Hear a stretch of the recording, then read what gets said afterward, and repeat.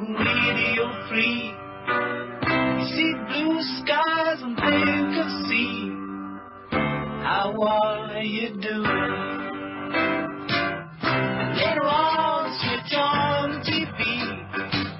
They give me a news, they give half truths to me. They give us wise, they feed us lies. How are we doing?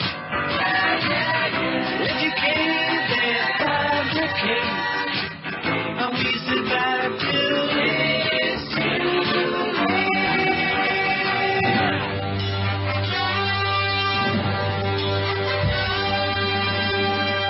The Radio Avenger. Uncensored Radio Free America. Rick Adams is on.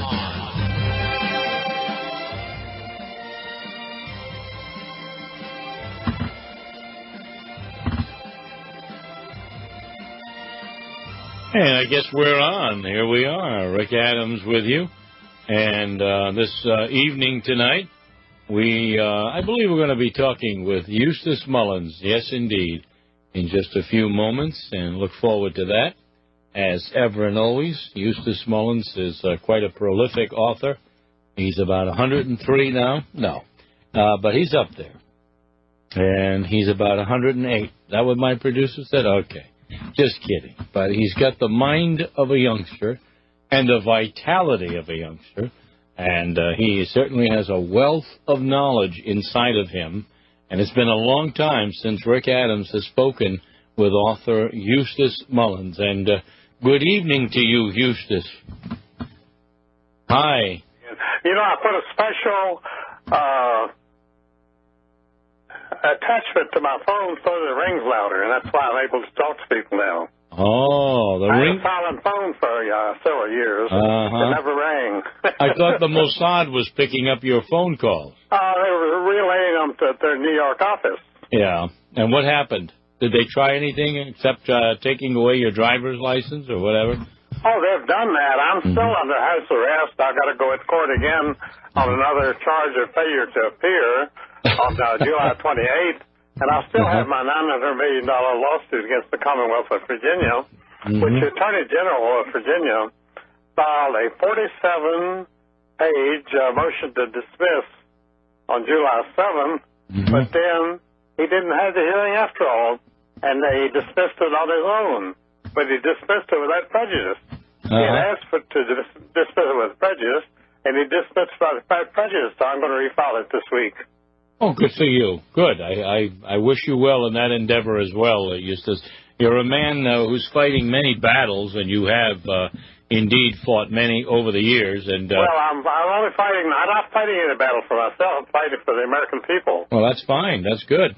But I don't know if the American people appreciate that or deserve it at this point. Well, I don't know if they do either, because when they see somebody fighting on their behalf, they want, what is this guy's angle? You know, what is he going to get out of it? Exactly, yeah. I remember with Jarvis, you know, in California with a proposition on taxes. They said the same thing, you know, and no matter who comes along. Sure. Yes. People are suspect, and, of course, I don't blame them to some extent because they've been lied to so much and deceived. They've had a few phony defenders in the past, so I don't blame them for being uneasy. Right. Well, I'm glad to have you back. It's been a while, Eustace, and good to have you. I've had a terrible phone trouble here for the last 2 years, and now we seem to have it straightened out temporarily. Right. Well, that's wonderful. I'm glad that you are back and you've overcome those hurdles, and we have lots to catch up on tonight. Well, we certainly do. These are crucial days. Indeed they are. So stay where you are, Eustace, and we will now invite listeners, especially new listeners as well, to jump aboard and get ready with a question or comment for Eustace Mullins, author of many books, and we'll have him capsulize his story again of political persecution here in these United States. I'm Rick Adams, Radio Avenger. We shall return with more.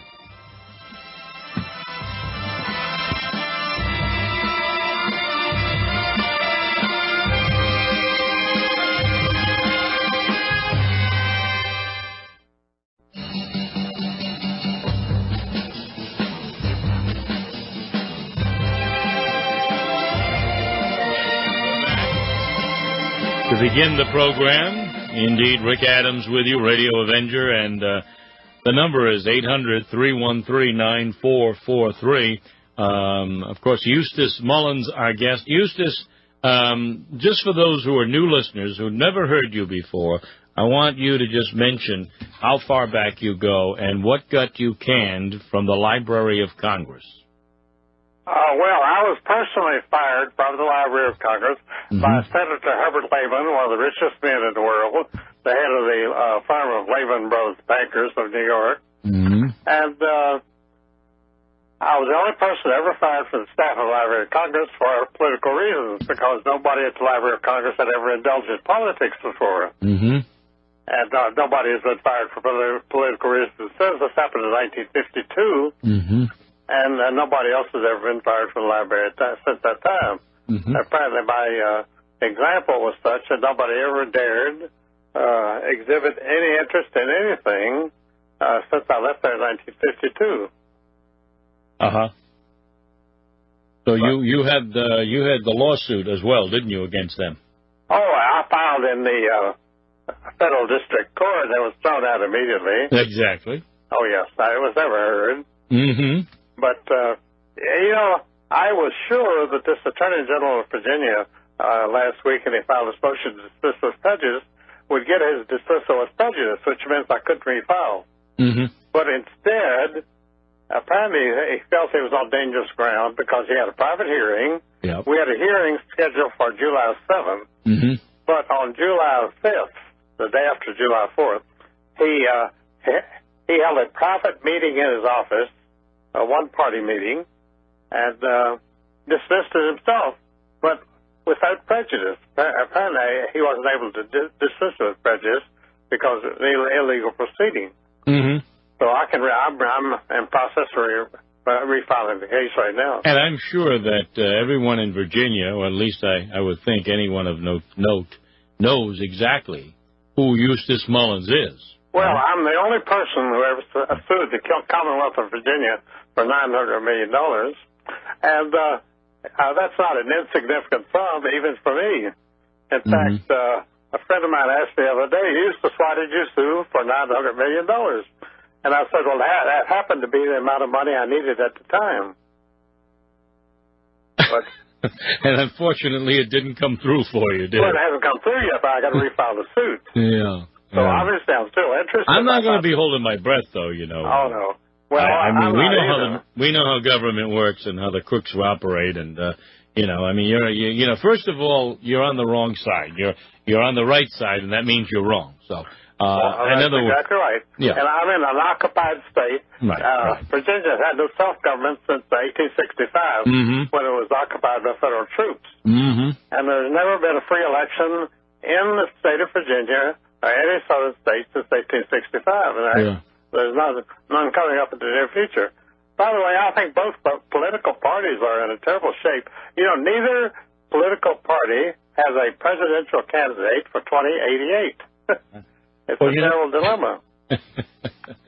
You know what makes me laugh? You bring up the parties, but really there is no two-party system. There really hasn't been one for a long time. Oh, good gosh, yes, that's right. I mean, we really and truly don't have any true political competition in this country whatsoever within the so-called mainstream of politics. Now, anyone who comes along who's an independent and starts talking real issues and offering a real platform, or immediately is shunned aside by the media or given the heave-ho, the elbow, because they're considered to be extreme candidates, on the fringe, as they say. Well, that's how they depose of you right up front. Oh, they do indeed. And then when they have public meetings at libraries and universities for the candidates, a splinter party candidate is never invited. He's kept out in cold, which is totally illegal. If you announce that you're a candidate for public office, and then they invite the candidates for that office to have a candidates meeting, and if they don't invite you, well, if you go there, you will not be admitted. This happens many times because I've known many splinter party candidates where they have never been included in a public advertised meeting for the candidate. So they have no voice. That's not surprising, though, is it? Really? No, it's not. Well, nothing is surprising. You know, in the old days, the convention system, especially for a president, was pretty much, at least they went through the motions of pretending that they would hold some competitiveness and open, the process up. So you had the delegates and you had all of those, eventually very voting. involved process, yes. But now, in the last several presidential elections, there has been no surprise. There's been absolutely no real process of involvement whatsoever. Been a done deal. We've known pretty much up front how it's going to turn out, and the candidates are already chosen. Oh, so, they're already chosen. It's a joke. It really is a tragic joke perpetrated on it. And Nelson Rockefeller destroyed the Republican Party, just like Bill Clinton has destroyed the Democratic Party. How did Rockefeller do that?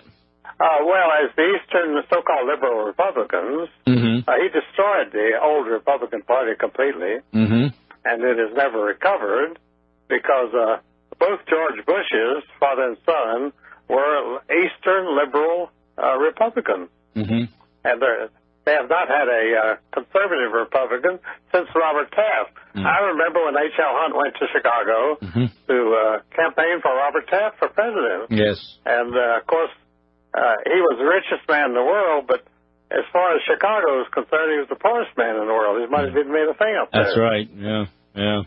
The Daily Machine. Oh, yes. Yeah, but, I got to thinking about you. This is a little bit off the topic we've been talking about, but I couldn't help but think of you today when I was getting wind of this story about this young boy in your state, I believe, Virginia, who is being basically held as a prisoner of the state because the state has a lot of prisoners. Well, he in particular has refused to take any further chemotherapy for his lymphoma. Yes, I've been reading about that case. All right, now here's a case where the state is indeed acting exactly like the KGB and attempting to basically tell the parents they have no rights, and the son has no rights either. We will decide for him what will be the prescribed approach. And you had written a book years ago called, Murder by Prescription. Murder by Injection. Murder by Injection, rather, and it might as well be prescription as well. But you had written that book, and boy, in 1988. That was a real eye-opener for me. People are so wild about that. I get orders for it every day. Yeah. And when I chose that title, Murder by Injection, I thought it was too strong. But that was in 1988. And the book has been circulating ever since, and I've never heard one criticism of that title to this day. And even the AMA has endorsed it with seal of approval, right? Well, not quite. Well, the AMA itself calls it, at its annual meetings, it calls itself the American Murder Association. Yes. The AMA. We're laughing, but it really is tragic because, like I say, all too often in America today, we have lost all of our basic fundamental rights and freedoms, and then we have this imbecile in the White House telling the world how free we are, and we're fighting for freedom in Iraq and all over the world, and yet we don't have fundamental freedoms here in these United States. Well, I'm afraid this man is not an imbecile. He tries to pretend that he is, but I don't think he really is. Well, I think it would be an insult to the imbeciles, by the way. Yeah, well, he's not bright, but the thing is, he doesn't have to be very bright because all he has to do is just follow the machinery follow the script. Absolutely, he knows exactly what to do. I think he's almost as good as Ronald Reagan. Ronald Reagan portrayed the role of president to perfection. Well, I don't know about that. I really George does a pretty good job at it. I think Ronald Reagan, was an actor. He had years of experience on the screen. And let's face it, when Ronald Reagan spoke, even he believed he was a conservative, Ronald Reagan, when he got through speaking. So that takes some real professionalism, I think. Well, when you're an actor, you have to believe in your own lines. Yeah. And he was good at that. Cap the Knife Weinberger knew, and all the rest of them that came from the California political scene knew the real Ronald Reagan. And all of them. Yeah, they knew him too well, and he knew them, and he knew who was boss, obviously. But this case, I'd like to spend a couple of minutes on this case and invite callers, by the way, too, of the Medicrats attempting to basically destroy another human being, and a young human being. That's exactly what it is. And, I have accused the state of Virginia of murder by contract because they have prevented me from seeing a physician for the last 3 years. Mm-hmm. And I was dropped from the Veterans Clinic because I could not go to my appointments. And when you don't show up for your appointments, they drop you from the rolls. Oh, so I have no doctor now whatsoever. I haven't seen it. Probably very fortunate. Well, it could very well be. That saved my life. There you go. There you go. Doctors could be dangerous, as you pointed out in your book. There's no question about that. Well, murder by injection. To somebody who's written a book called Murder by Injection. Yeah, exactly my point. All right, we have a break coming up, and I'm going to invite people to call in for you, Eustace Mullins, tonight with any question on anything from the Federal Reserve, politics, economics, the world scene, and, of course, this case of medical freedom being totally and completely destroyed here in these United States by fascist judges and fascist medicrats and all of these little Napoleon wannabes, if you will. And we'll do that at 1-800-313-9443. That's the magic number. I'm Rick Adams, the Paul Revere of Talk Radio. We'll be back with more.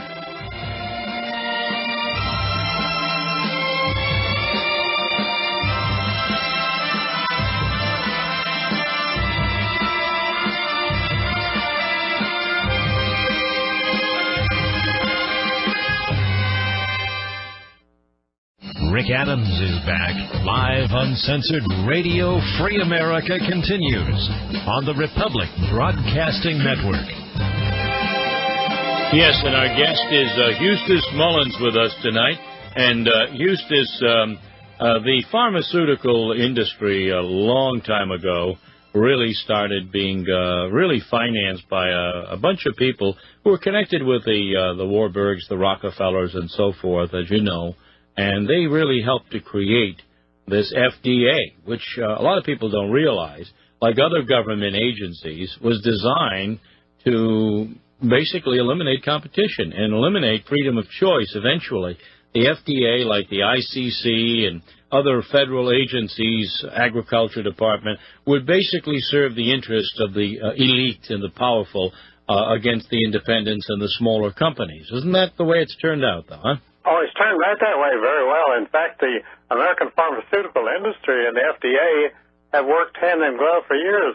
And, the FDA accepts without examination or criticism all of the so-called evidence of the tests which the American pharmaceutical industry carries out in order to support its drugs. So when they tell doctors the consensus that is practiced out of the establishment in America today, FDA approved, kosher approved, CDC, all of this, will tell you what is acceptable and what is not, then the allopathic physicians come along and say, okay, what do we do? Well, one thing you do is you take a disease like cancer, which, of course, is out of control now. It's grown tremendously in the United States in the last 50 years for these reasons that we can get into if you wish. But in any event, the pharmaceuticals have helped metastasize cancer. They've helped spread cancer. And then they come along and they say, now you will treat the patients with things like surgery, radiation, and, of course, highly toxic chemotherapy. Now, they've done that to these people who are young people, teenagers, like the 16-year-old boy and the one in Texas, the young girl. And what they've done is they have basically superseded the authority of the government, the authority of the family and the parents who, with their child, have agreed against a certain mode of action. This is barbaric. This is criminal. I mean, this is what they did in the Soviet Union. Well, it's really criminal conspiracy because when you deny a child proper medical treatment, you're murdering that child. Well, that's what they're doing. Alternative treatments are not considered to be acceptable to the, his master, his highness, his majesty.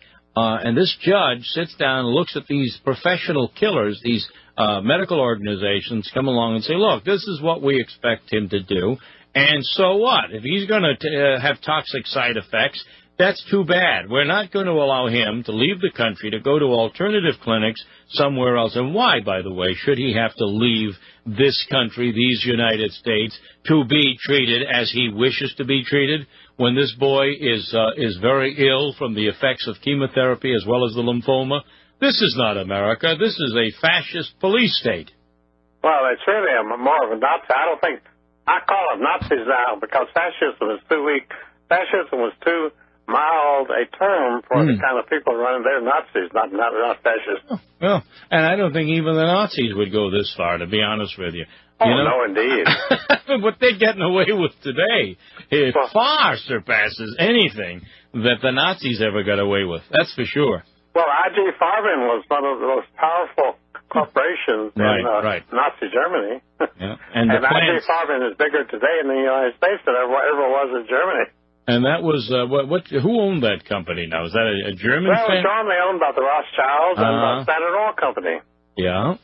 So there was some Jewish interest in that. Oh, and during the war, the Allied forces were not bombing those facilities, were they? No, this beautiful office building in Frankfurt was the only building left standing in Frankfurt. And so it became the headquarters of the Allied military government in 1945. Mm-hmm.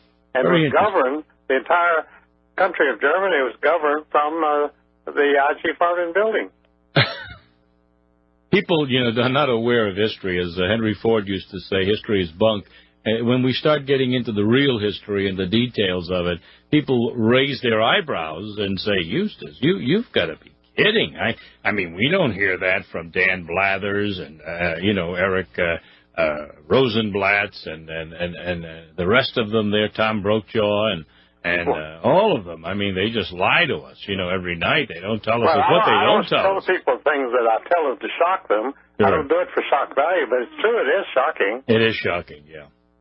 No, you're right. I don't expect Brian Williams to come up anytime soon with some facts on this matter. That's for sure. Now, well, if I could get on national television, I'd have the biggest audience in the country. Yeah, right. Because I could tell them in 2 minutes more exciting things than they hear in a year from CBS. I'm sure you could. And, boy, that would definitely rock some stables, no question about it. Our number is 800-313-9443. Eustace Mullins is our guest, and we are going to go to the phones in a moment. I think we'll just wait for the break because I hate to start a call in midstream.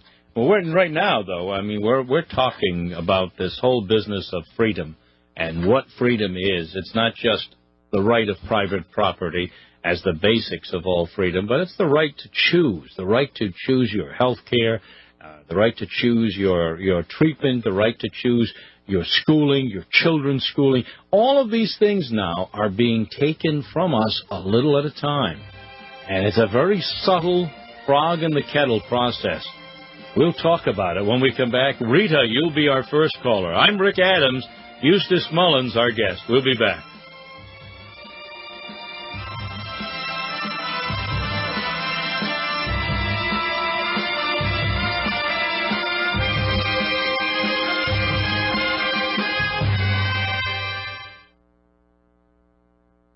You're listening to the Republic Broadcasting Network. Because you can handle the truth. Don't feel like the Lone Ranger. You've got the Radio Avenger on your side. Hey, Rick Adams is on. Hey, turn your horse radio on. Rick Adams is on.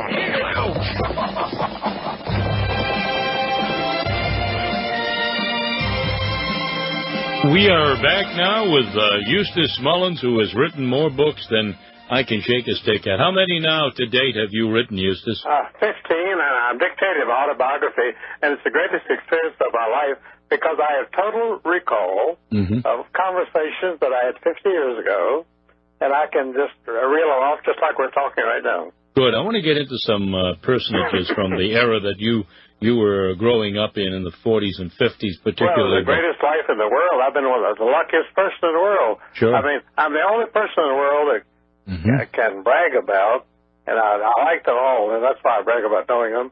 people like H.L. Hunt, Joe McCarthy, and Ezra Pound, and these friends of mine have been some of the most reviled people in American history. Right. Well, that ought to tell you they were on the right side right there. Well, they certainly were. Yeah. And they're being vindicated every day. Yeah. I got to get into that a little bit later, but let's take a call or two right now. Rita in Colorado, you're on the air and on RBNLive.com with Eustace. Hi. Oh, hi. Well, I have a whole lot of things to talk about Eustace with, but one thing I wanted to bring up right now is the AMA, and I called in Michael Piper a while back, and I talked a little bit about my town. I live in a town called Trinidad, Colorado, and it actually happens to be a Illuminati hub right here. Really? Very seriously. And the building, it was formerly owned by the Plested family. William Plested was just made president of the AMA. That same building was where the Jew doctor Stanley Biber performed a whole lot of sex change operations, and then he actually didn't recognize that certain of us are Christians and we have different rights than other people, you know. And so this kind of tied into the whole cult of that the government thing that happened here, but the history of this place goes way back. We're actually on the Purgatory River, and we have this tradition of the penitentes that these people from they're Franciscans from way back, you know, Middle Ages type people that flagellated themselves and but anyway, so the monolithic people came in and with the frontier families, and they started this kind of cult. And that's what it really is. It's kind of this it's kind of like a dumbed down version of Christianity, and it's kind of starts to infect all of Colorado because we don't have the Red Cross here. We got Bone Feelers that takes our blood. Our blood is taken by the Department of Agriculture. That's who takes our blood, you know. And so that. I actually went to Europe in 2002, and I parted Holland and France, and I told them not to vote for that constitution because it's the same cult over there. They actually are on a track to breed by cannibalism instead of by Christianity, and that's where they're headed. But the thing is, if they call themselves Illuminati and they call themselves Satanists, then they sort of have to recognize that there really are Christians, you know. And so I've got this kind of hold on them. And last year I told them, okay, you people, you don't display the nativity here. And I told the one Catholic church that's still here, and so they didn't display the nativity. They put a symbol of a shepherd kneeling with a priest. But then after that, the Jesuits got taken out after 132 years. Now the Jesuits aren't here anymore. We've got diocesan priests, and that might be worse than that. But it's actually it's a cult. It's all tied together. I don't understand how a organization with 250,000, 500,000 people in the AMA. And they just had another guy become president-elect, and nobody voted for him. He was unopposed. How can that be? You know? Well, they all kind of monolithic organizations. It's like the AMA. There's opposition in the ranks. Yeah, the AMA, the ABA, you name it, they are protected. And the one thing they despise is any kind of disuniformity or dissent. And they practice this consensus medicine. This is what they do, and if you're not part of the consensus, then, hey, we can look at your license and determine you're not fit to practice. And this is what they do. They're headed for cannibalism, and cannibalism doesn't breed. Let me tell you. I mean, I'm serious. I've been to different places, seen a lot of different places in the world. I parted The Hague, which is a cesspool of a whole lot of different people, and they got people with chromosomes going nowhere, you know. Yeah. And really, Right. it really turns into hell, and so. Right. And so people are starting to understand that, you know, and so I think that they're getting to a place where, well, they followed this sort of philosophy, but it isn't really a philosophy now. They kind of need a way out, you know. Yeah. And Christianity is the way out. I mean, we got to figure out, you know, people for a lot of, you know, hundreds and thousands of years have known some things about people and how to keep people together and nations together. And there has to be a way to bridge that gap. You know, the one thing that distinguishes us from most of the other countries of the world, and did at one time in Europe, was that faith of Christianity. Was, you know, Western Civ, we called it, and of course that is a thing of the past as far as this new generation is concerned. To even suggest Western Civ or the West, if you will, a synonymous with Christianity is considered an unpardonable sin now in the lexicon of the politically correct. Isn't that right, Eustace? Oh, it is indeed, and the Zionists are protesting louder than ever that any profession of Christianity is open anti-Semitism. Yeah. Well, they've actually convinced many now in the churches, like the Episcopalians, that they had better revise their scriptures and throw out the scriptures that might offend them. And I think, you know what? I would get out of those churches as fast as my feet could carry me. You got to, because they are leaving Christ, and why should you go to a church that has left Christ? Right. And they're sitting down attempting to kiss and kiss the feet of those who are oppressing them and who are sniping at their faith, no matter who they are. That is an abomination. Can you imagine if we did the same to their particular religion? Oh, yeah. One can just see the screaming and ranting and raving now. We've got to be nice to Islam right now. Don't be too nice to the Church of England, because they're running into the monolithic problem a whole lot more. Well, they did it a long time before us, my friend. Well, the Church of England is pure Byzantium anyway. Mm-hmm. Yeah. Right. That's okay, we got to move along. Thank you very much for that call, Rita. All right, I appreciate it. And our number is 800-313-9443. Before we get back to the phones, you lived at a time in the 50s when, I look back now, and this is the post-war era, and a guy like Dwight David Eisenhower, Supreme Allied Commander in World War II, was a good buddy of the Soviets, the butchers of the Kremlin. As you know, he had quite a relationship with them, didn't he? He was the greatest communist that ever served on the board of Columbia University. They made him president. Mm-hmm. Here was a guy that was a Democrat, and he was picked by Roosevelt to head up that position, which is interesting. And then he comes along and manages to get the convention, the Republican convention, which shows you the kind of corruption involved in the whole Republican process. Yeah. And a lot of people were fooled by Ike, you see, because they believed he was a, quote, war hero, when in fact, as you know, he was a war criminal, and the evidence mounted against him heavily. Oh, I don't think Eisenhower ever heard a shot fired in anger, because the Germans were not as dumb as we were. Mm-hmm. They recognized that George Patton was our greatest general. Yeah. The Germans revered George Patton, but they had no use for Eisenhower whatsoever. And Patton, by the way, had a lot of respect for the German army as well, the German fighting men.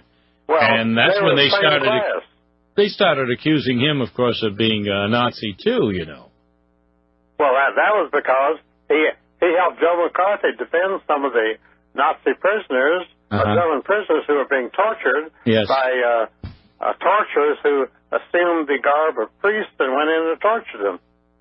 I know. And Joe McCarthy was shocked by that. Of course, he represented Milwaukee, which is a huge German city. Right. And he was perfectly right to represent his constituents. Mm-hmm. But they called Joe a Nazi for that. He never got over it.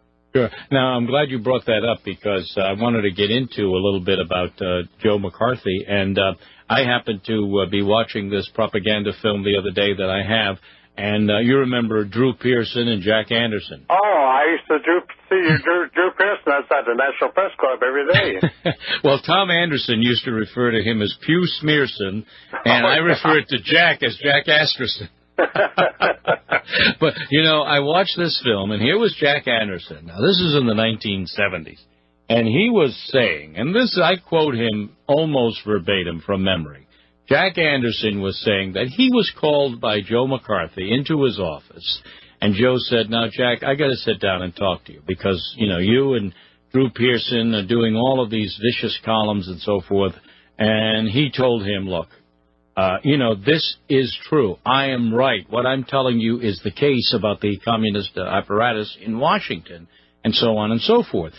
And then Jack Anderson said, point blank to the camera, that I told you, Joe, don't you remember when you told me a long time ago that you made this whole thing up, that you didn't believe a word of it, that you were just being a politician and just exploiting it for your own good. Well, now, this is Jack. was handed to him by George Sikorsky and W. Hoover. But here's Jack Anderson. My point is, Eustace, here's Jack Anderson, a supposed respected, quote-unquote, you know, newspaper man, making a statement like that, which is preposterous on its face, on the surface. And then we now know, since then, with all of the evidence that has been released from the Soviet archives and the Venona intercepts and so forth, that indeed, you know, everything McCarthy said was true, but only it was understated by him. It was understated, absolutely, all the way. And so understated that we find an incredible apparatus of control over the Roosevelt administration and the Truman, and yes, indeed, the Eisenhower administration as well, of Soviet puppets working through the government. Oh, absolutely. There were more communists in Washington than there were in Moscow. Well, my point is, some college student or some neophyte, you know, would hear Jack Anderson say this and say, why? He can't be making this up. After all, he's a reporter. He's a journalist, you know. Joe McCarthy told him that he made up the whole thing about communist espionage, and Jack Anderson's telling us this now. Well, you see, this is the kind of deception, and this is the kind of propaganda. It's absolute deception. Which is used to create more lies and more deceptions. I can just imagine Joe McCarthy coming in saying, hey, you're a reporter. I want to tell you what a fraud I am. And I want to tell you that I'm making this whole thing up. And, you know, we have to believe Jack Anderson. Now, I don't know of anybody that really had too much faith in everything Jack Anderson said, because he and Drew Pearson were both exposed later as being frauds. I mean, they both made up stories. They made up a lot of disinformation along the way because they were, you know, muckraker journalists. Oh, they certainly were. I was interviewed by Jack Anderson several times. I appeared on his show. Right. And, you know, he was the slipperiest individual I've ever talked to. Yeah. I mean, at least Morrow, as dishonest as Edward R. Murrow could be, he at least had some real finesse and smoothness and polish. Well, he was polished. He was polished. Yeah, I mean, Jack Anderson couldn't fill his shoes, no question about that. And I'm not doing a brief for Morrow, that's for sure. He was always in over his depth. Jack was just riding the waves, that's all. But you see, this is how American perception is created by the New York Times, the Washington, all of this controlled media apparatus for people who don't know any better, who just don't have a clue as to what's going on. So they could elect a man like Eisenhower and call him, you know, I like Ike. He was as American as apple pie. No one really knew his background, his history, and what he did in Europe in World War II. Had they known, and had Patton not met with misfortune, of course, Eisenhower wouldn't have been allowed to be dog catcher, never mind president. Well, Patton was not allowed to return to the United States because if he was allowed to return to the United States, Eisenhower could not have been elected. Exactly what I've said all these years. And, yes, that's absolutely true. But more than not allowing him to return, he had to meet with an unfortunate automobile incident because he opened his mouth and made the statement that he was going to resign from the U.S. military, throw away all the medals, all that stuff, and tell the truth to the American public. Well, he always told the truth. He was a very forthright person. He was going to come back home and tell the truth, not from Europe, but right here. And, you know, Patton wanted to go right through Russia, finish the job, eliminate the problem. And, of course, Eisenhower was primarily there to make sure that Russia was protected. Joe Stalin was his buddy, Uncle Joe, you know. Uncle Joe. Well, Harry Truman is what I called Truman, good old Joe. Yeah, yeah. And so we see that hand of treason and treachery in World War II. And I look back and say, you know, we need to talk about these things more because never a day goes by that we don't hear about the Holocaust. And yet we don't hear about the other Holocausts. Oh, the real Holocaust, 1 million people a year for 80 years murdered in Russia. Yeah. Not one person has ever been arrested to this day for those crimes. That's right. No, and here there are no reparations for these people, and we're still talking now about slave reparations today, rather than reparations. Yeah, I mean, it's unheard of. And how insulting it is to think that all of those Croatians and Latvians and the Lithuanians and the Czechs and others that were handed over to slavery by men like Eisenhower, insulting. They have never had their justice, and they have never sued and gotten the kind of money that they should have gotten. They should have received, unfortunately. Never once. That's right. Absolutely not. All right. 800-313-9443. Eustace Mullins is my guest, and don't be shy now. You can jump aboard. I'm not over-talking. I'll give you first fiddle when you get on the lines. We'll put you right on with Eustace Mullins, who's here to answer questions about anything and everything from A to Z, Federal Reserve, international bankster, gangsters, and much more. We'll be back with him and you. I'm Rick Adams, Radio Avenger, the Paul Revere of Talk Radio.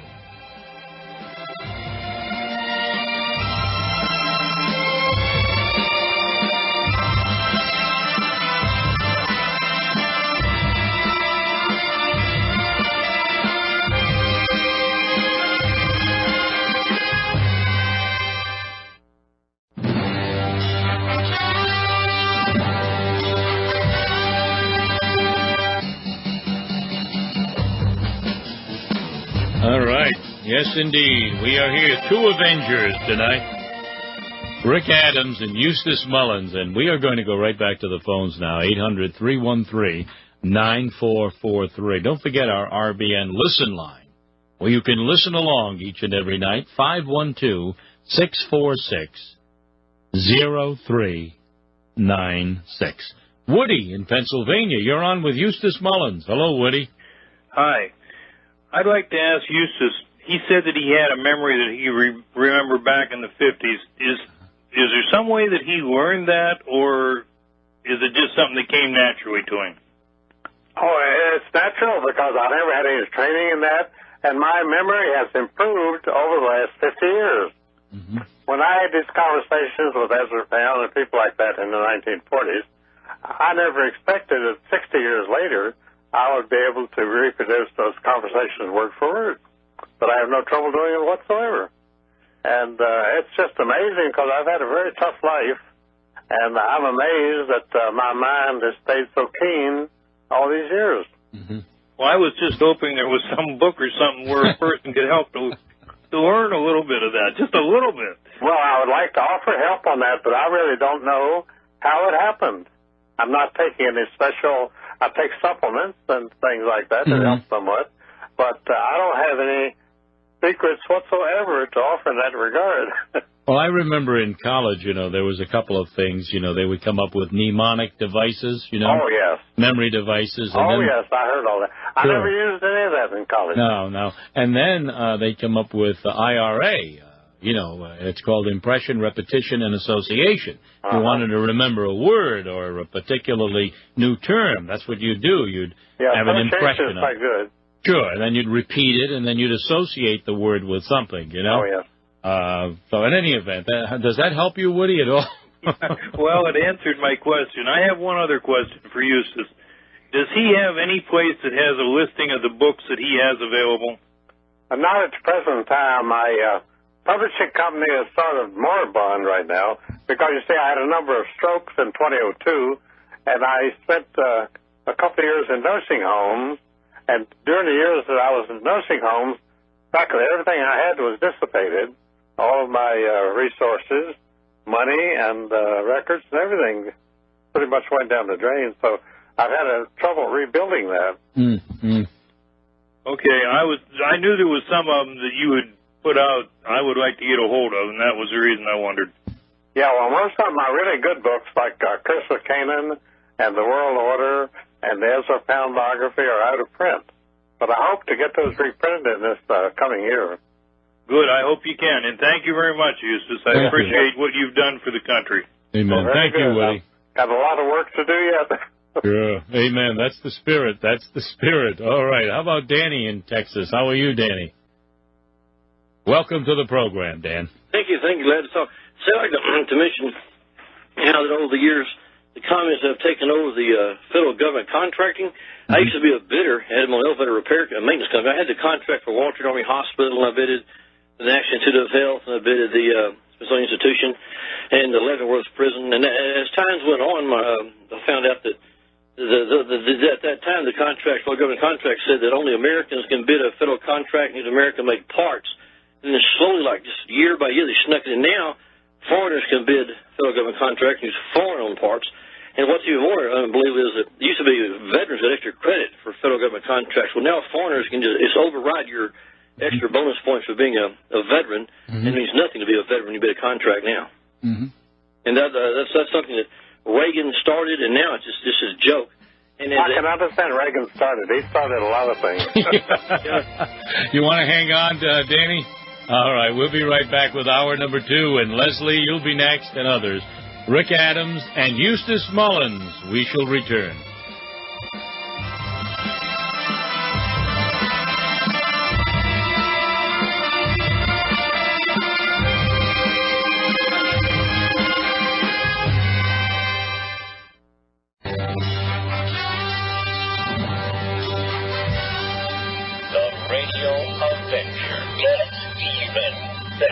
Live, uncensored, Radio Free America. Another exciting, informative hour is warming up. Rick Adams is on fire. Thank you. I have the flame, indeed, and so is Eustace Mullins, our guest. Danny, are you still there on the phones? Yes, sir. Okay. One more thing. I've learned there's might be some evidence here, there's legal evidence, if you wanted to prove how the federal government contracts are corrupt. All federal government contracts are listed in a daily publication, sometimes told you 3 times. They're called the Commerce Business Daily. It's on the Internet, Commerce Business Daily. And if you want to bid, selling toothbrushes to the VA, you name it. Anything that the federal government bids a contract on is in that magazine. And but except one thing. And like I bid a federal government contracts. Yes. I learned that the Federal Reserve banks, the contracts in those buildings is not in there. I mean, like Ron Paul said, he could go to the secret Army bases and submarine bases in Fort Smith or San Antonio and walk right in. But if he wanted to go to a Federal Reserve Bank building, they wouldn't let him in the front door. And yeah, I just want to point out that if anybody out there that's a lawyer wants to prove the federal government's corrupt, the Federal Reserve Bank is corrupt, you can get that Commerce Business Daily and everything. Federal elevator contracts for military bases, via federal buildings. It's all there except you cannot bid elevator maintenance contracts for the Federal Reserve Bank. It's a private. It's taxpayer money there, but yet it's being privately controlled. And I was actually offered a contract once. I was on the in crowd with a business agent in a certain city. Said, "Well, God, we just want to bid this. We just give you this contract worth a fortune." I was making $14,000, $18,000 a month. And I got scared and quit because I think these guys are dangerous. Good for you. You got wise pretty fast, huh, Danny? Well, I didn't get rich, though. Well, riches aren't anything. Believe me, it's not the whole story, is it? He once called Ronald Reagan Red Ron. Was that what y'all called him at one time? Red Ron? I never called him Red Ron. He was known for years as Red Ronnie. Yeah. Amazing. I just called him stupid, but I mean, no. They used to say, not me, but people used to say 666. Ronald Reagan, Ronald Wilson Reagan. There's 6 letters in each of his names, and they would say he would be the beast, the mark of the beast. But of course, it didn't fit.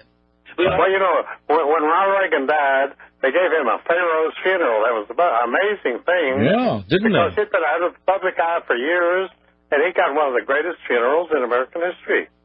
And that showed that they were really devoted to him. Yeah, that sounds like he got a full Masonic funeral, too. Oh, he did indeed. Yeah. And you've written about the Masons quite a bit, by the way. I know you've talked about them extensively, Eustace. Oh, well, they're in everything. You see, I'm here in Virginia Virginia was a Masonic state for over 200 years. Mm-hmm. Long before the Revolution.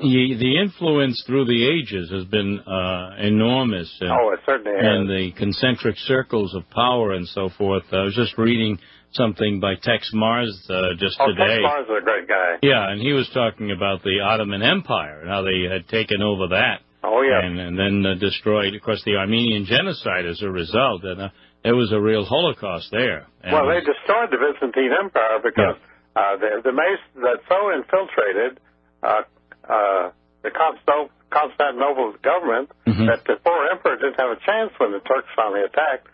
They opened the gates to him. Sure. All right, Danny, are you done? Yeah, wait, one more thing quick. You mentioned McCarthy. I was reading a New American magazine, the John Birch Society.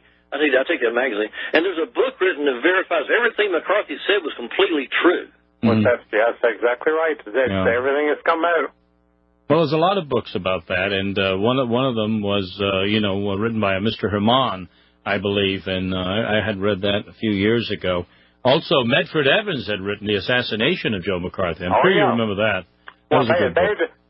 They gave a Bethesda Naval Hospital autopsy of Joe McCarthy at his gravesite once when I spoke up there. They had the official... autopsy that said that he was murdered. Well, they weren't supposed to have taken an autopsy, is what they said. Okay, we'll be back to discuss these things and more. Thank you, Danny. Eustace Mullins, Rick Adams. We'll be back with Leslie, Paul, and you.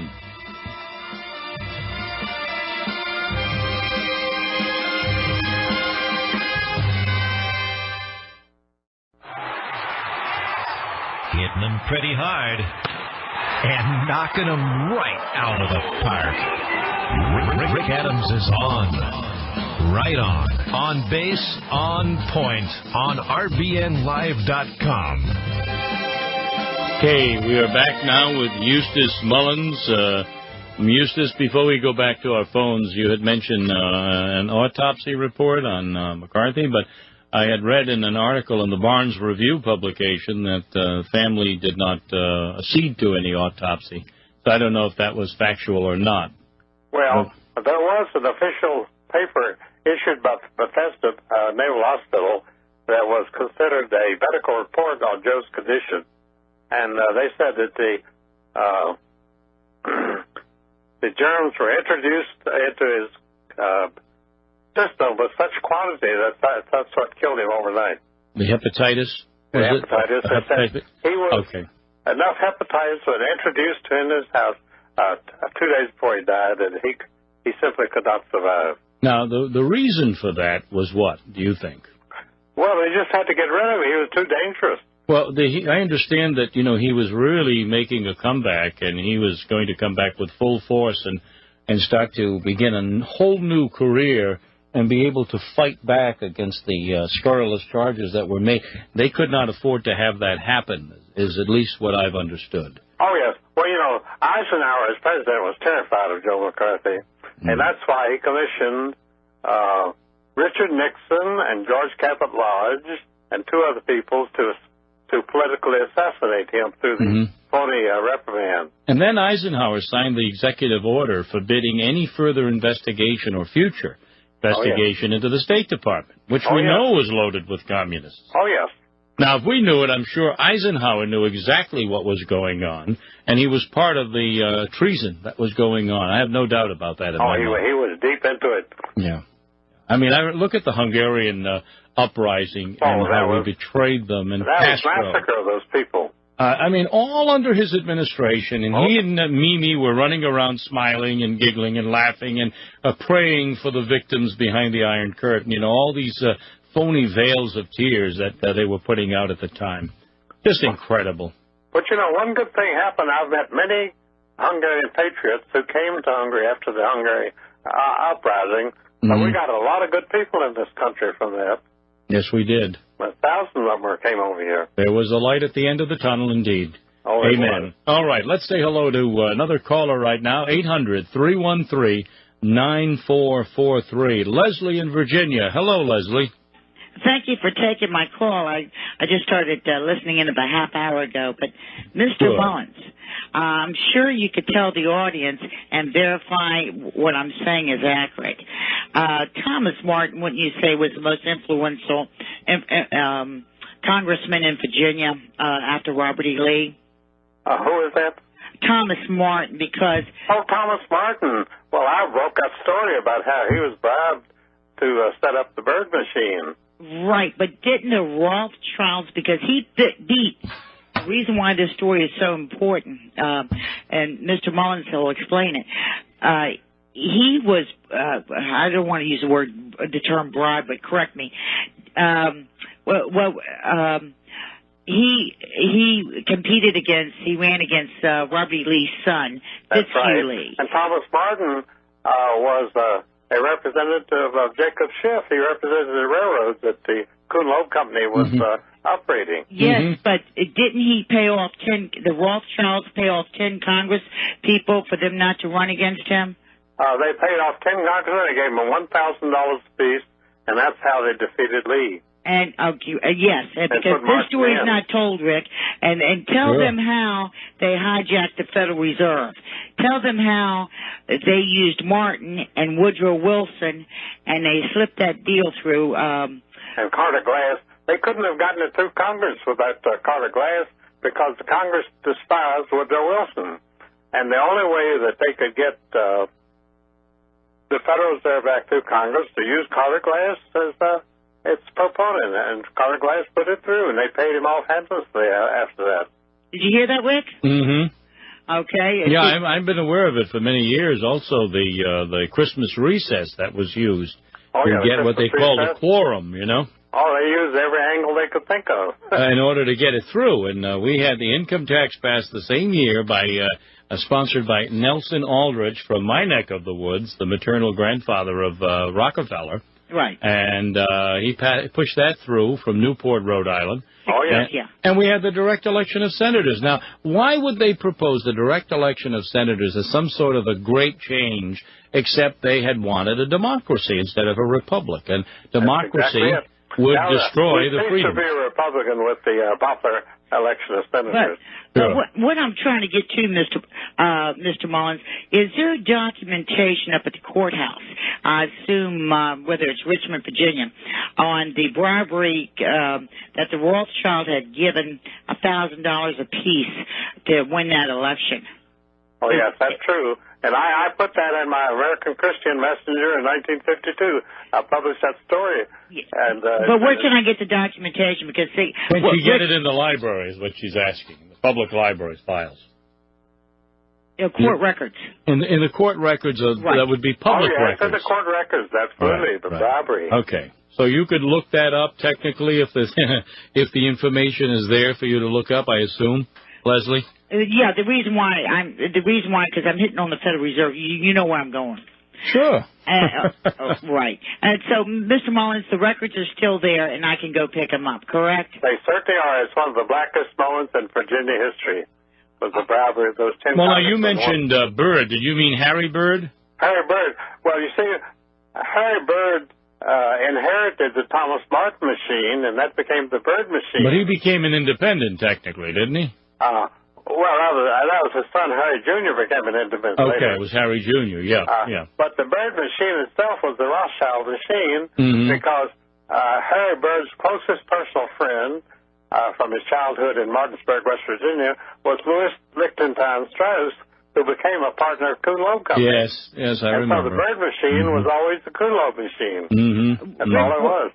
Rick, what I'm trying to establish here is the communist influence here in Virginia. Oh, it is a communist influence, and I have been saying that for years. Yeah, but the thing is, I want to thank you, Mr. Mullins, because I want to get the documents, and this is a great story, because here we've got bribery used directly and how that Federal Reserve was established and how this was slipped into the back door.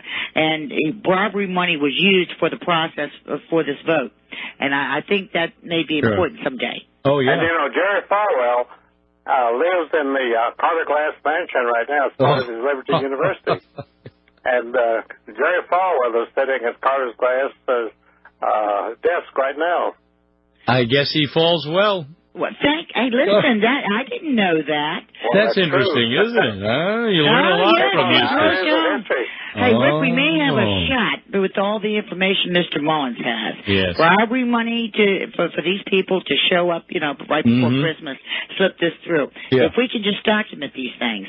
Oh, absolutely. A lot of this stuff is sitting there, and nobody has done the research. Like, Jerome has done, Jerome Corsi and others have gone to official government websites and documents, which usually are a bore to most people. And here you've got the information. It's there for the asking. And a lot of, for instance, people that I'm thinking of whose names escape me right now, but some of them I've interviewed, and they went and did the research from declassified government files after the post-war years, and what they found was absolutely amazing. Things about Henry Kissinger as a spy ring. They found all this information that was just sitting there, and guess what? The New York Times didn't want to hear a word about it. Well, so much for the right to know. The homework that Mr. Mullins has put on my plate tonight.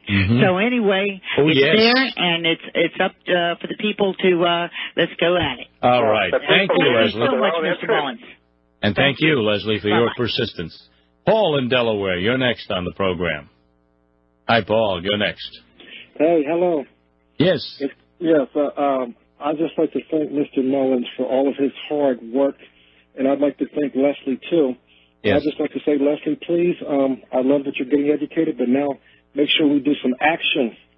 But what I was calling in about is that, because, Eustace Mullins, I need to know where you stand on this. Now, I know I'm going to really hurt some people, but you know what? I'm sick and tired of people running.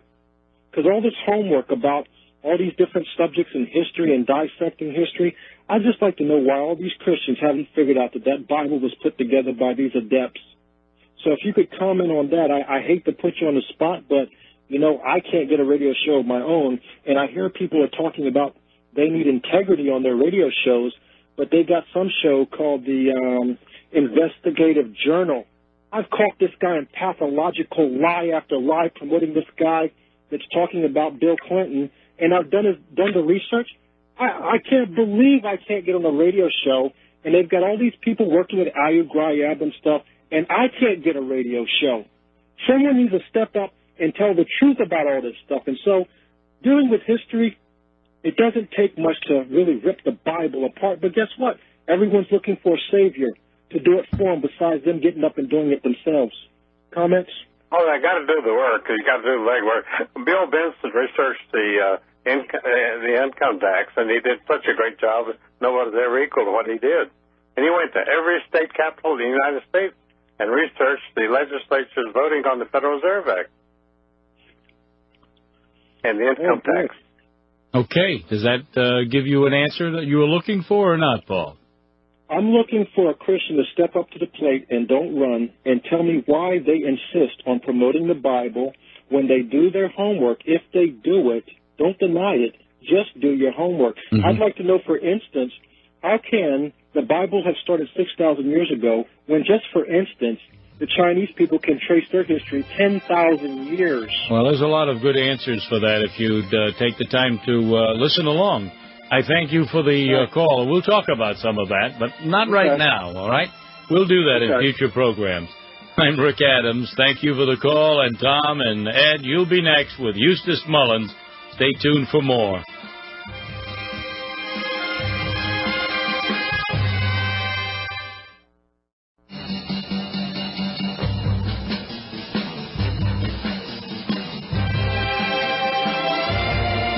All righty, we're back now with our guest, Eustace Mullins, and we are learning quite a bit tonight from each other, Eustace. Well, I hope so. Very happy to have you on again. It's been a long time. And indeed, it's easier now to get a hold of you, so we'll try to have you on a bit more. I'm once again, I'm not so isolated. I was cut off from the world for 2 years. My goodness. Yeah, well, that was a while ago, and now you're, what, 84 now, are you? 84, yeah. Wow. So And I got another 50 years of hard work. At least. All right, let's say hello to Tom in Ohio now. Hi, Tom. You're on the program. That's you, Tom. What is your website, Eustace? My website is closed down now. Oh, will they knock you off the air? No. Yeah, they knocked me off the I air. don't think It's been so. out for some time now. I think didn't you take it down, Eustace, yourself, though? No, I didn't take it down. No. What they did, the computer company levied a lot of false fake charges against it, which I refused to pay, so they shut it down. Right. Okay, so it was allegedly over money, right? Oh, yeah. Mm-hmm. Eustace, the way that they're going now, how long do you think they're pretty much in control now? How much longer do you think it'll be before they enslave us totally? Well, I think they're desperate right now. I pointed out that neither political party can mount a candidate for the next election, so what are they going to do? Well, they can buy candidates. Well, yes, they will. Anybody in there they want. But they haven't got anybody they want. That's the problem. There's a talk of foreign troops in this country, Eustace. Is that true? Oh, they've been here since 1945. How many would you guesstimate? Between 30 and 100,000. They have been at every major training camp in the United States since 1950 anyway. So the Hessians are already here then? Oh, yes. The Hessians and Chinese and Russians, they've all been here. I don't think there's enough backbone left in the... well, let's see. What do we have in the American Revolution? 3% and the rest stood back and watched? 2%? No, 4%. It was actually 210,000. There's a book published by Brandon State University, which is called, I can't think of it now. That's okay. That's okay. It's only 210,000 people in the United States spearheaded the American Revolution, and they were the Puritans and the Pilgrims and the Scotch-Irish Presbyterian people of the Upper Shenandoah Valley where I live here today. Do you think that we can successfully do that again, Eustace? Well, I don't see any of those groups operating today. The Puritans and the Pilgrims and the Scotch-Irish Presbyterians, they're out of the picture. It's going to be mostly just capitulation then? Well, through starvation. Well, through starvation and government force, intimidation. They'll just throw the towel in.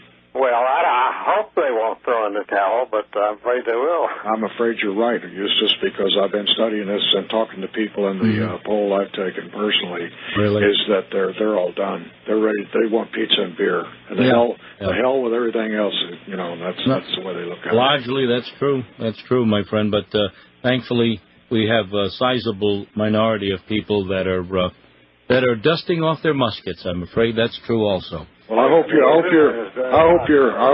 Rick. I hope you're right. I hope so too. I hope you're not fantasizing, man. No, I try not to, but I have faith, and I know ultimately we're going to win. So I'm not going to entertain anything else. Faith because Christ I'm always with you. The end of the book says we win. That's right, and we win no matter what because the forces of Satan are on right now. They are running for cover. Believe me. That's good. And they ain't seen nothing yet because when the judgment hits, it's going to be all over. Thank you very much, Tom, for your call.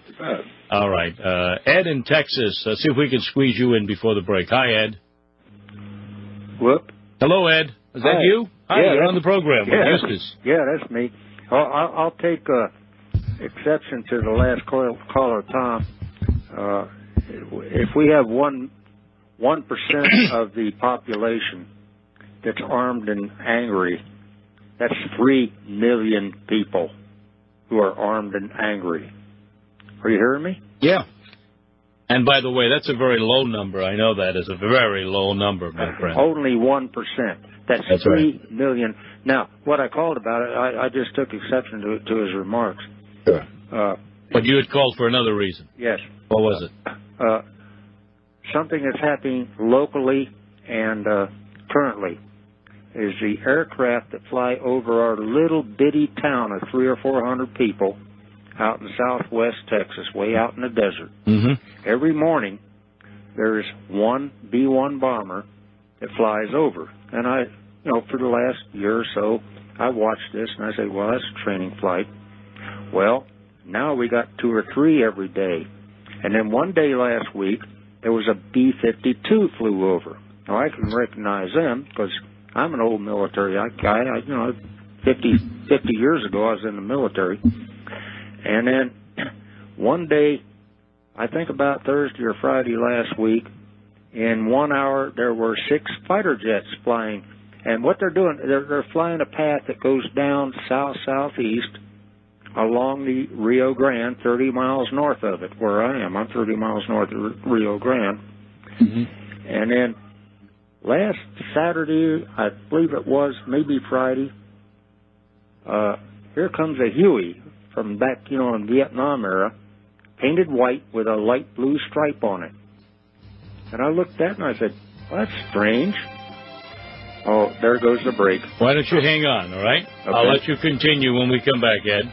Eustace, can you stay? Oh, yes. Good for you. All right, we got a lot of calls. All right, we'll be back. I'm Rick Adams, and we'll be back in just 3 minutes.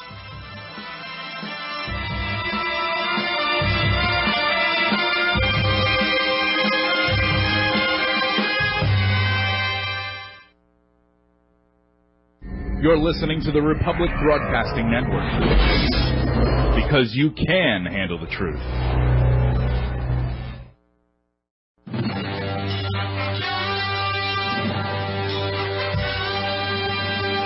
Rick Adams is back. Radio Avenger, the Paul Revere of talk radio. We'll forgive you till the next break. You should be playing the country.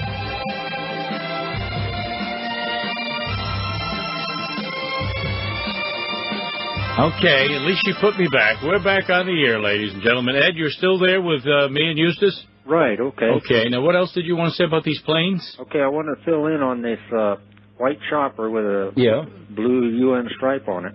Uh-huh. I didn't recognize it as being UN because the only thing I've ever seen UN had big black letters UN on the side of a truck. Anyway, my son was out there, and he just fulfilled his 8.5+ years that they extended him military service, and he looked up and he said, "Daddy, get my gun." I said, "What?" He said, "That's a UN helicopter." Well, son, we ain't going to try to shoot him down here in town. Mm-hmm. And it flew in hot, and it went over, and we got a border patrol station about a mile from the house. Yeah. And I watched it slowed down and lowered and lowered and lowered, and then I got busy, but I'm pretty sure that sucker landed at the border patrol station. You didn't get any video of this, did you? No, I didn't. Mm-hmm. I don't even have video camera. Well, you should get one anyway. I know. And you should be ready and armed and be able to get all this evidence. I'm one of those guys that the worst day of my life was January the 1st of 2000 when every computer in the world did not crash. I understand, but it wouldn't be surprising though, Eustace, would it? What he just described? Oh, yes. That wouldn't be surprising at all because we get all of the jet fighters from Washington flying over this house all the time. Yeah. That's less than an hour's flight from Washington right here.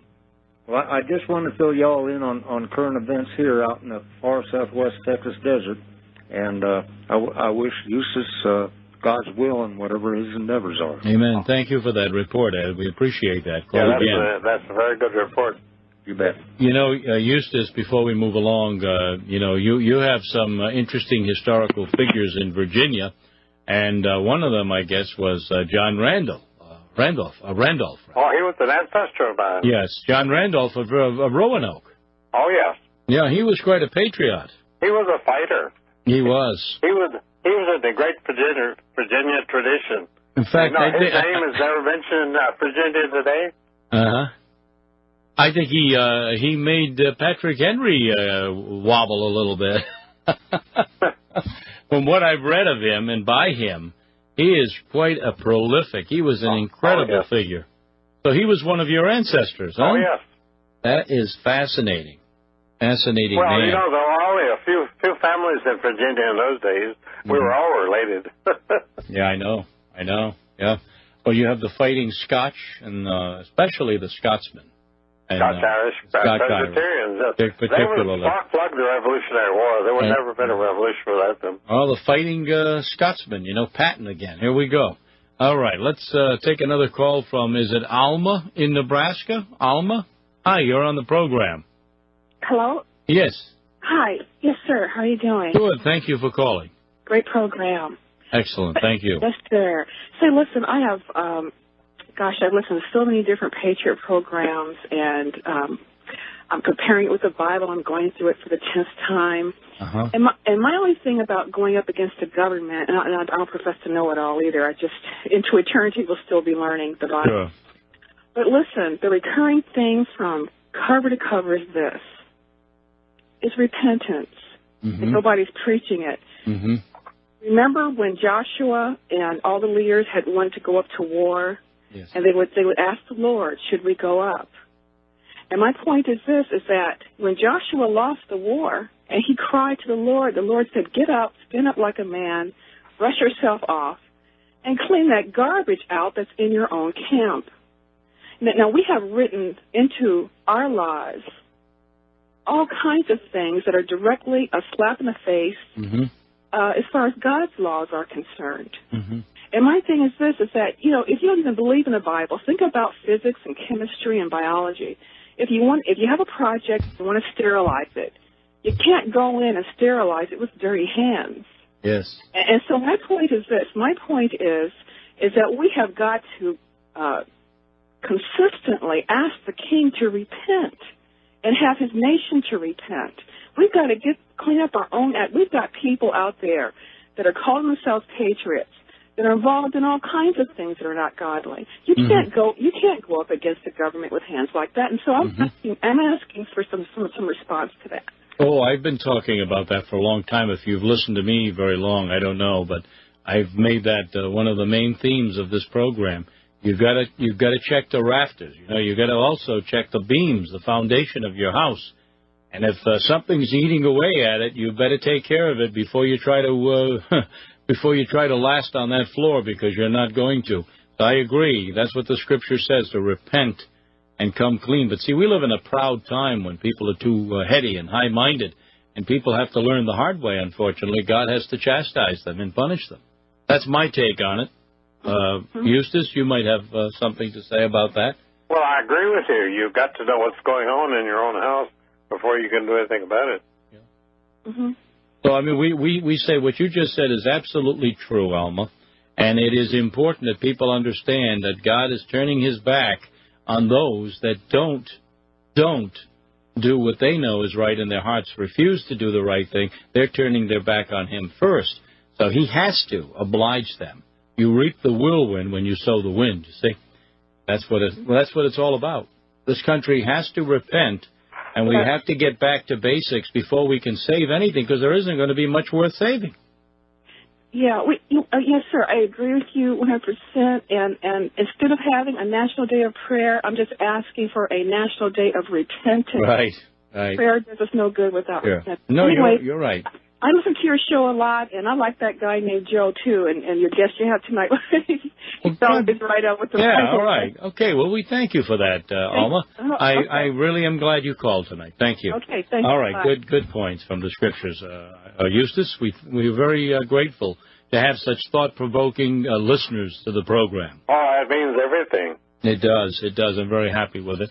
And whether you agree or disagree with everything, that's fine. We're listening to all points of view. Barney in Maryland now. We're going to listen to you, Barney. Hi. Yeah, how you doing? All right. I wondered if either one of you remembered Mary Davison. Oh, Mary Davis was a great woman. Mm-hmm. Yeah. She's well remembered. Believe me, she was a fighter. Yeah, well, she came across the plan where she always had two people at the UN every time it was in session. Yep. And she came across the plan where the one worlders wanted to use United States forces to invade South Africa. And she had a number of ships, planes, troops, casualties, and everything.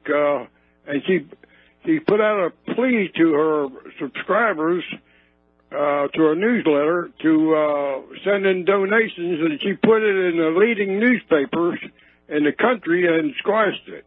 Remember that? That I don't recall, that particular episode, but I'm happy she did. Well, anyway, I'm very grateful for that. Well, what I was thinking about, I just read in the June issue of the Idaho Observer about the 911 Truth Organization from Los Angeles electing and convening a grand jury on the crime of 911. Did you get that? No, I didn't get that issue. I was reading some other publications this particular week but I didn't read that story. Tell us a little bit about it.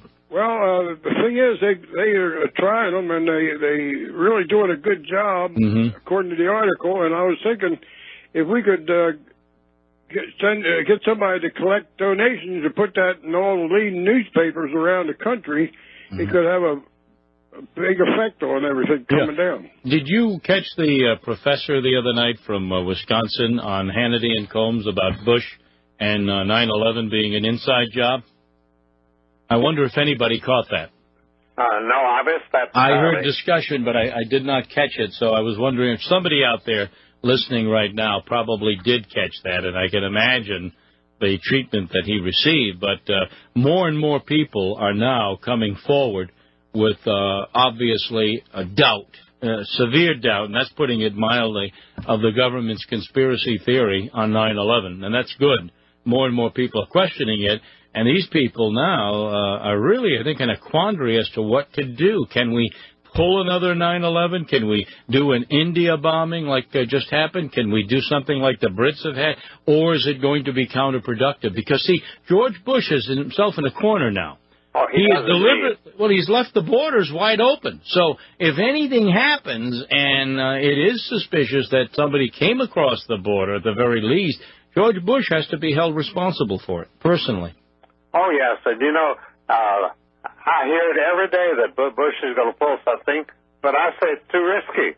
I believe so. I believe so, too. That's the reason they haven't done it. Yeah. There is so much protest movement in New York City.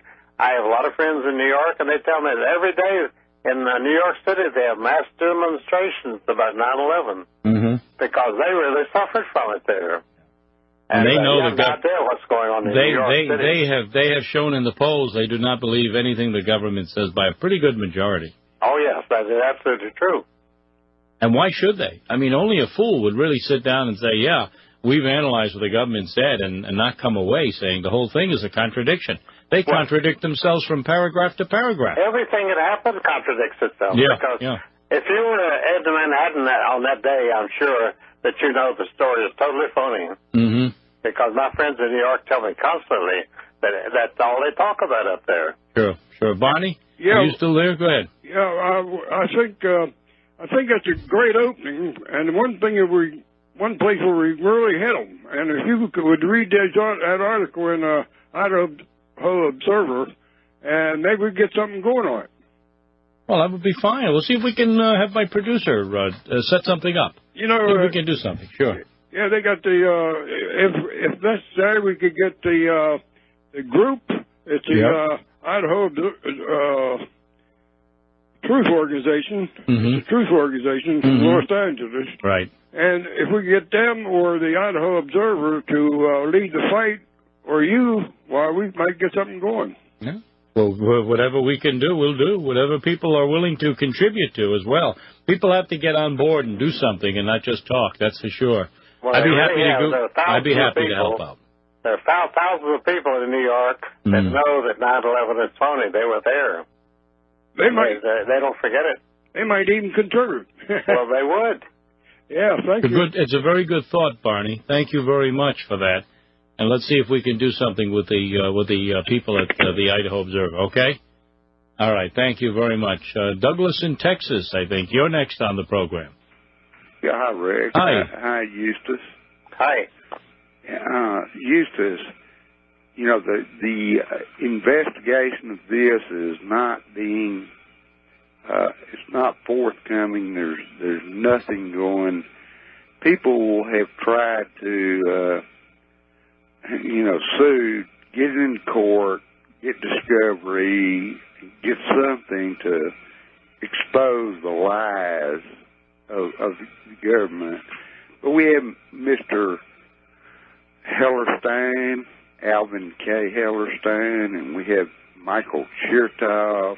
Oh, yes. And we have Miss Birnbaum that's passing out all the money. And it's a little circuit there. You go, you can't get justice in this court. Just go down and get a payoff from the government. So don't you see a pattern there? Oh, yes. Little bitty pattern. Oh, certainly there's a pattern. Oh, yes. Okay, well, I just wanted, I was doing a sanity check on myself. All right, that's a good way of putting it. We get the message. Thank you, Doug. All right, let's talk to Jim now in Texas. Hi, Jim. Okay, Jim here in Fredericksburg, Texas. All right. Hi. Okay, just west of the in Austin here. Just a brief line on the Revolution and a couple brief lines on the military. Mr. Mullins, you mentioned the Puritans and the Presbyterians and the Scots-Irish, of which I'm 1/4. You failed to mention the fact that I have a book, actually, with the reproduction of a painting of Pastor Muhlenberg removing his preacher's gown in the pulpit to display the uniform of an officer in the Continental Army, and he raised a battalion or a regiment or something of German Lutherans to fight in the Reformation. So, in the Revolution. So, perhaps in future credits you might include us. Are you all there? Right. Oh, there are a lot of people participated in that revolution. Sure, yeah. Well, I think in the north end of the Shenandoah Valley there where you are, there were probably large settlements of Germans, and along with the Scots-Irish. There were a lot of Germans. Yeah. Well, during World War I and World War II, they said that 52% of the American population was of German origin. Uh-huh. See, all the Hessians settled here after the Revolution. That's for sure. And Pennsylvania and Virginia is where most of them were. And then the 1812 war as well. Oh, yes. I have nothing against Presbyterians, of course, because in 1951 I was 11 years old, and a lovely lady by the name of Mrs. George Tullidge took me to a Presbyterian Sunday school, even though I was Lutheran. For the 3 years I spent in the junior school at Stanton Military Academy, she had me in her class at the Presbyterian Church there.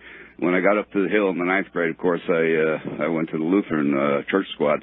But when I graduated in '58, I had been there longer than any cadet on the Hill, and that leads me to Mary Baldwin. Oh, yes. They have taken over. It's the girls' school now. That's the girls' college in Stanton, Virginia, and they've taken over our old campus.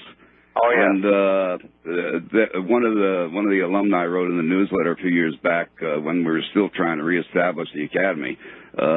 When we were cadets there, we dreamed about getting some Mary Baldwin girls into the barracks. Now we can't get them out. Anyhow, what is your feeling? The Alumni Association now is contributing thousands of dollars to their ROTC program. They have girls marching around in uniforms and things, and I wonder if they march into town Sunday mornings in church squads the way we used to. I don't think they do. I've never seen them marching. But I'm curious about your take on women in the military, positive, negative, even what effect might it have on our society. Well, I served through World War II in the U.S. Armed Forces. Of course, there were no women in the military at that time. Well, we had the WACs. We had the WACs, but I never saw but a few of them. Yeah. I was only at one air base where I ever saw any WACs, so they were all colored women. Really? Oh, yes. Yeah, well, I served in the 60s, and, of course, that was before the integration, so to speak, the gender integration.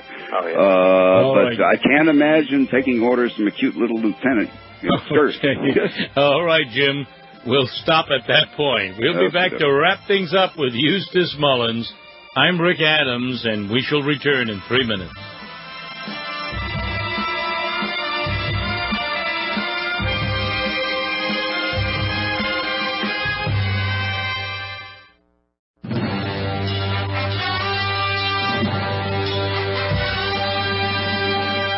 The New World Order thought police are on the run because Rick Adams is back on the Republic Broadcasting Network. Yes, indeed, we are. We're back with Eustace Mullins to round out the program now. This is Rick Adams, and we've had quite an interesting evening tonight, Eustace. Eustace. It's been a very good evening. We haven't even touched on all these other issues. We haven't talked about the current state of world affairs. No. We haven't talked about North Korea and its leader, Kim Jong-un. Forget it. Everybody asked me about North Korea and Israel's invasion of Palestine. And I say these are simply moves to keep up the price of gas. Yeah. Well, they're doing it, aren't they? Well, they're doing it. They're It's doing working beautifully, I would say. It's a great operation. Kim Jong-il is, they refer to the madman there that he is, and yet, I was just reading this AP report that came down the wire, which talks about the professor in Israel who says that, as far as he's concerned, that they have the power right now to strike just about every capital city in Europe and destroy them with their nuclear armaments. This is what they have said, and as a so-called revenge for the Holocaust, as they put it. And that would be perfect. They're talking about Iran's so-called mad leaders, but yet what could be more mad and sadistic and satanic than what this professor who has come out and made this statement could possibly be more insane than what Professor Martin Van Crevel has said. And that's what he said. I mean, it's in print, it's in writing, and the AP picked up on it as well. He's a professor of military history at the Hebrew University in Jerusalem. Oh, yeah. And he represents the elite in Tel Aviv. Yeah. So, I mean, if we ever had a threat, a serious threat to the world that emanates from the Middle East, it isn't Iran. It was not Iraq. Obviously, it's Israel. Made no threats at all. Yeah. And here we've got our so-called good little democratic ally, Israel, making these kinds of outward and open threats. Well, the rest of the world knows what to expect from Israel. There's no illusions in Europe about what Israel's going to do. That's why Germany and France refused to support our Iraq adventure. Yeah, in fact, because they've seen it all. They know what's coming. One of the French diplomats there, as you know, made the statement. He referred to Israel as that blankety little country with the S word in it. Oh, yes. Yes, indeed. I thought you might recall that statement. Oh, I remember that, yes. That was very nice. The diplomatic fallout from that, it was like another Holocaust. Yes. But he had the castañas to make the statement, and I said that we need, wouldn't it be nice if some of our leaders, so-called leaders, would stand up and take the stand they should take against all injustice. Well, it'd be nice if one of them would. Yeah. I don't see any, though. I don't hear any. Not in the cards. If people do wish to contact you now, what is the best way to do that, Eustace Mullins? Just write me at 126 Madison Place, Stanton, and it'll get right through to me. 126 Madison Place in Stanton, Virginia, right? Yeah, and they can call me also at 888-886-5580. All right, give that number one more time. 540-886-5580. All right. I've got some of my books for sale here. Good for you. All right. Go to it, ladies and gentlemen. Eustace, bless you again. We'll talk again, God willing. God keep you. Oh, yes, indeed. I hope so. I'll be right here. Amen. Great program. Thank you, Eustace. Very good. Good night now. And good night, ladies and gentlemen. We'll be back, God willing, good night. Tomorrow night at 9 o'clock Central Time, 10 Eastern, 7 West Coast. Rick Adams, Radio Avenger. Good night to all of you. God bless.